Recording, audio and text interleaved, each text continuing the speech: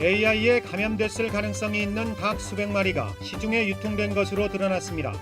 제주도가 정부에 보고도 하지 않아 은폐 의혹이 일고 있습니다. 한진그룹 계열사인 한국공항의 지하수 증산 요구가 1차 관문인 지하수관리위원회를 통과했습니다. 도의회 동의 여부에 관심이 쏠리고 있습니다. 하천을 무단으로 훼손하고 자연석과 나무를 훔쳐간 조경업자가 자치경찰에 적발됐습니다. 공중국해에 대규모 어장이 형성되면서 갈치 어획량이 지난해보다 20배 이상 늘어 수산업계가 모처럼 활기를 띠고 있습니다. 여러분 안녕하십니까? 뉴스데스크 제주입니다. 조류 인플루엔자, AI가 발생한 농장에서 AI에 감염됐을 가능성이 있는 닭 수백 마리가 판매된 것으로 드러났습니다.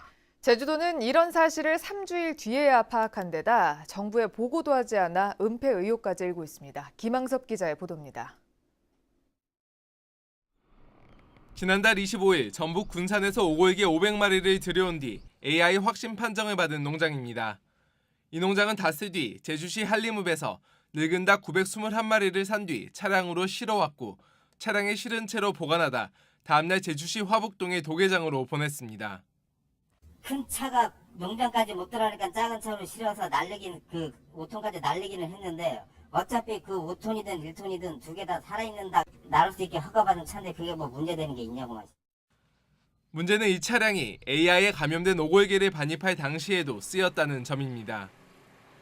이 때문에 차량을 통해 AI 바이러스가 전파됐을 가능성도 제기되고 있는 상황. 하지만 제주도는 지난 22일에야 이 같은 사실을 확인했습니다. 이미 700여 마리는 지난 2일 제주시 민속 5일장에서 팔렸고 200여 마리만 농장 인근 냉동창고에서 발견돼 모두 폐기시켰습니다.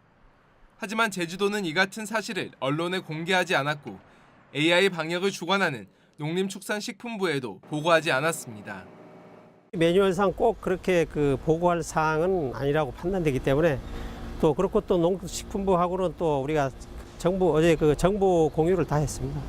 어떤 경우에 의해서 이런 일이 벌어졌는지에 대한 부분들도 좀 확인하고 왜냐하면 이렇게 정상적이지는 않잖아요. AI에 감염된 닭은 도축하더라도 75도 이상으로 가열하지 않으면 바이러스가 몸 안에 남아 있습니다. 허술한 방역 체계 때문에 AI가 다시 확산되는 것이 아니냐는 지적이 나오고 있습니다.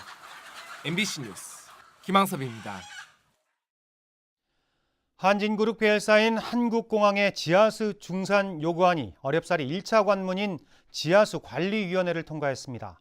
시민사회단체들이 반발하는 가운데 이제 공은 도의회로 넘어갔는데 한진그룹의 오랜 바람이 이뤄질지 주목됩니다. 권혁태 기자가 보도합니다.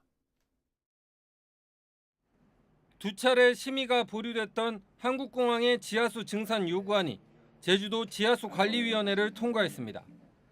항공 수요가 늘어나 생수 공급이 부족하다며 하루 100톤에서 150톤으로 50톤을 늘려달라는 한국공항의 요구를 그대로 받아들인 겁니다.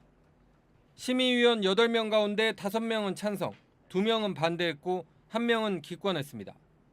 한국공항에서 제출한 그 수요에 대해서 필요하다는 공감한다는 그런 의견들이 있어서 그런 부분들이 반영돼서 원안 가결이 됐고 이제 공은 또다시 도의회로 넘어갔습니다. 제주도가 증산안을 도의회에 제출하면 동의 절차가 필요하기 때문입니다. 제주 지역 시민사회단체들은 사기업의 이익을 위해 공공자원인 지하수 증산을 허용해줬다며 반발하고 있습니다. 결국 인터넷 판매라든지 이런 걸 통해서 사기업이 세도 지하수를 이익화하는 수단으로 하려는 그런 것이 너무나 분명합니다. 지난 2013년에는 하루 20톤 증산안이 도의회 상임위를 통과했지만 박희수 당시 의장이 직권으로 상정을 보류한 바 있습니다. 제주도는 이르면 7월 임시회에 동의안을 제출할 계획이어서 또 한 번 경론이 예상됩니다. MBC 뉴스 권혁태입니다. 제주공항 광역복합환승센터 예정지의 개발 행위가 제한됩니다. 제주도는 제주공항 남쪽에 제주시 도두동과 용담 이동, 연동 일대 150만 제곱미터의 개발 행위 제한 지역 지정안을 공고하고 다음 달 20일까지 주민 의견을 받습니다. 제한 지역으로 고시되면 앞으로 3년 동안 건축 행위와 토지 분할 등이 금지되는데 제주도는 오는 2020년까지 광역 복합 환승센터를 지을 예정입니다. 최근 부동산 시장이 달아오르면서 고자와를 훼손하는 사건이 잇따르고 있는데요. 이번엔 하천을 훼손하고 돌과 나무를 훔쳐간 조경업자가 자치경찰에 적발됐습니다. 홍수연 기자입니다. 바닥이 훤히 드러난 하천. 큼직한 돌과 암석이 가득했던 바닥에는 깨진 돌만 여기저기 널려 있습니다. 하천 옆에 우거졌던 나무들은 모두 잘려나갔고 곳곳에는 바위를 파낸 흔적이 남아 있습니다. 하천 지반도 여기가 지금 평평하게 이렇게 지금 다 됐어요. 여기 울퉁불퉁했고 나무랑 돌들도 많았었는데 그게 싹 정리된 그런. 하천이 훼손된 것은 지난해 10월. 조경업자 67살 장모 씨가 하천 주변에 있는 자신의 임야가 쓸려나가지 않도록 경계를 만든다며 허가도 받지 않고 3천여 제곱미터를 파헤친 겁니다. 장 씨는 하천에서 파낸 돌로 자신의 임야와 하천 사이 5m의 경계석을 쌓고 이 과정에서 하천 부지 1000제곱미터를 불법 점유한 것으로 드러났습니다. 무단 채취한 돌 17점과 나무로는 이렇게 개인 소유의 임야를 장식했는데요. 시가로만 2,600만 원어치에 이릅니다. 특히 하천 변에 자생하던 수령 40년의 팽나무 4그루는 자신의 임야에 옮겨 심고 훼손 과정에서 발생한 나뭇가지 등 폐기물은 하천에 내다 버렸습니다. 개인의 임의대로 이런 하천 공사를 하게 되면은 그 큰 그 집중호우 시에 하천 범람의 위기가 있고 또 그 쌓은 전석이 붕괴될 그 위험성이 있다는 그 전문가 의견도 있습니다. 자치경찰은 장 씨에 대해 하천법 위반 혐의로 구속영장을 신청했고 훼손 규모를 제주시에 통보해 과태료를 물리도록 할 방침입니다. MBC 뉴스 홍수현입니다. 제주지방법원 신재환 판사는 뇌물을 받은 혐의로 기소된 서귀포시 공무원 45살 김모 씨에게 징역 1년에 추징금 1,000만 원을 선고했습니다. 김 씨는 지난 2014년 사업장 부지 마련과 보고서 작성 등 편의를 봐주는 대가로 폐기물 처리업자로부터 1,000만 원을 받은 혐의로 재판에 넘겨졌습니다. 한일 어업 협상이 타결되지 않아 일본 배타적 경제 수역에서 갈치를 잡을 수 없게 돼 어민들의 근심이 컸는데요. 최근 동중국해에 물반 고기반이라고 할 수 있을 정도의 갈치 어장이 형성돼서 어민들이 모처럼 한박 웃음을 짓고 있다고 합니다. 이소연 기자가 취재했습니다. 이른 아침 갈치잡이에 나섰던 어선들이 항구에 돌아옵니다. 선원들은 상자를 나르느라 분주하고 싱싱한 은빛 갈치를 담은 상자들이 금세 쌓입니다. 보름 전부터 갈치 어장이 본격적으로 형성된 겁니다. 4시간 전에 제주 앞바다에서 잡아올린 갈치입니다. 올해는 씨알이 굵은 데다 어획량이 급증한 것이 특징입니다. 이달 들어 서귀포 수협 위판장에서 팔린 갈치는 1,047톤으로 지난해 같은 기간보다 23배나 늘었습니다. 이에 따라 가격은 지난해의 절반 수준으로 떨어졌지만 위판액은 170억 원으로 9배나 증가했습니다.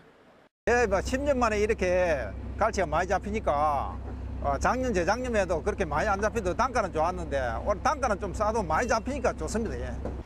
대규모 갈치 어장이 형성된 곳은 동중국해 북부 해역. 올해부터 중국 정부가 갈치 금어기를 평소보다 한 달 빠른 5월부터 시작하면서 어획량이 급증한 겁니다. 중국 쌍그레선들이 금어기라서 지금 이 씨알들이 좋은 씨알들이 많이 나오고 있습니다. 지금 그 전에 작년에 비하면은 이 알치 씨알, 이 잔 씨알들이 많았는데 올해 같은 경우는 지금 올라오는 고기들이 많아가지고 올해부터는 제주도 남쪽에서 조업하는 근해 연승어선에는 갈치 금어기가 적용되지 않아 모처럼 갈치 풍년을 맞은 어민들의 기대는 커지고 있습니다. MBC 뉴스 이소연입니다. 이성문 제주도 교육감이 제주 외국어 고등학교를 일반고로 전환하는 것이 바람직하다는 입장을 밝혔습니다. 이성문 교육감은 제주 외고의 외국어학과 진학률이 20-30%에 불과하다며 의견 수렴 절차를 거쳐 일반고 전환을 추진하겠다고 밝혔습니다. 한편 성산고의 국립해사고 전환은 여당과 해수부 등이 힘을 모으고 있어서 무난히 이뤄질 것으로 기대했습니다.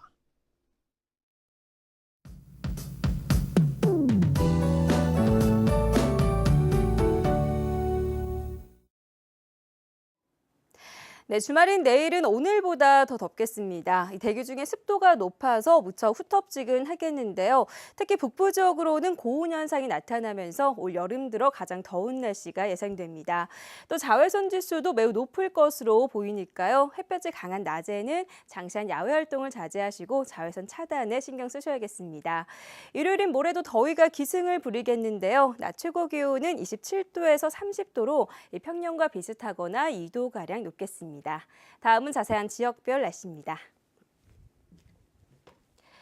네, 내일은 구름 많은 가운데 아침 최저 기온은 23도 내외로 오늘과 비슷하게 출발하겠습니다. 하지만 낮 기온은 오늘보다 2도에서 많게는 4도가량 더 오르겠고요. 물결은 모든 바다에서 잔잔하게 일겠지만 안개가 끼는 곳이 있어 해상 활동에 유의하셔야겠습니다. 네, 다음 주에는 평년 수준의 더위가 이어지겠고요. 화요일에는 한 차례 장맛비 소식이 있습니다. 날씨였습니다. 장티푸스 확진 환자가 추가로 나왔습니다. 제주도는 서귀포 칼호텔 보수공사에 참여한 뒤 두통과 설사 증세로 입원했던 61살 B씨가 장티푸스 확진 판정을 받았다고 밝혔습니다. 이에 따라 B씨의 가족과 함께 일했던 입부 등에 대해서도 장티푸스 감염 검사를 추가로 실시하고 있는데 장티푸스 확진 환자는 모두 7명으로 늘었습니다. 제8회 제주인권회의가 라마다 프라자 제주호텔에서 열렸습니다. 제주도와 국가인권위원회가 내일까지 주최하는 이번 행사에서는 새 정부의 인권 정책과 과제 등을 주제로 토론을 벌이게 됩니다. 지난 1999년 시작된 제주인권회의는 전국의 연구자와 활동가들이 참여하는 국내 최대 규모의 인권회의로 지난 2010년 이후 중단됐다 7년 만에 부활했습니다. 티웨이 항공이 제주와 일본 오사카 노선에 신규 취항했습니다. 티웨이 항공은 오늘부터 매일 한 차례씩 오사카 노선에 운항하며 오는 9월부터는 제주와 도쿄 노선에도 취항할 예정입니다. 올 들어 제주를 찾은 일본인 관광객은 14,000여 명으로 지난해 같은 기간보다 29% 감소했는데 제주도는 직항 노선이 늘어나면서 관광객 회복에 도움이 될 것으로 전망했습니다. 4차 산업혁명 시대를 맞아 제주의 스마트 관광이 활성화됩니다. 노희섭 제주도 정보융합 담당관은 오늘 한국경제학회 제주지회가 주최한 세미나에서 내년까지 공공 와이파이 8,000개를 추가 설치하고 스마트폰 근거리 통신 기술인 비콘을 이용해 관광객들이 원하는 정보를 빠르게 제공하고 연관 산업을 활성화시키겠다고 밝혔습니다. 또한 제주를 찾는 관광객의 동선과 쇼핑, 숙박 정보 등 빅데이터를 수집해 분석할 수 있는 플랫폼을 갖추겠다고 덧붙였습니다. 오늘 오전 7시 40분쯤 서귀포시 중문해수욕장 인근 해상에서 물질을 하던 68살 나무 할머니가 의식을 잃은 채 물 위에 떠 있는 것을 동료 해녀가 발견해 병원으로 옮겨졌지만 숨졌습니다. 해경은 함께 물질을 하던 동료 해녀들을 상대로 정확한 사망 경위를 조사하고 있습니다. 서귀포 해양경비안전선은 해상에 기름을 유출해 오염시킨 혐의로 목포 선적 80톤급 예인선 기관장 70살 오모 씨를 입건했습니다. 오 씨는 오늘 낮 12시 50분쯤 서귀포시 위미항에서 연료를 옮기는 작업을 하던 중 해상에 기름을 배출했는데 해경은 정확한 유출량과 유출 경위 등을 조사하고 있습니다. 뉴스를 마칩니다. 여러분 고맙습니다.